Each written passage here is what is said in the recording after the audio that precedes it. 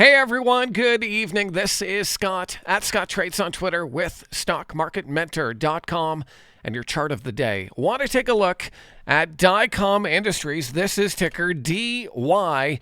Dycom is in a well-defined uptrend and above all the major moving averages. We have clear support here on the 50-day moving average. We can see the 50-day moving average has acted as support the last couple of tests, so pretty clear support down here for long-term traders right around that 184 zone. For a breakout on Dycom, I'd look for a move above $200. We want to see this sucker close above 200 and do it on volume. We can see how that zone has been acting as resistance the last couple of weeks here. In September, it tried for 200, couldn't do it. Tested that 50-day moving average, and within a couple of days, it moved right back under that $200 level. So that level and the fact that it moved up so quickly tells me that Dycom is definitely a stock you want to keep an eye on. I like the last couple of days here. I like the fact that the volume is pretty telling in terms of how aggressive the sellers are. When the stock goes up, the buyers step in. We see that in the volume. When the stock pulls back,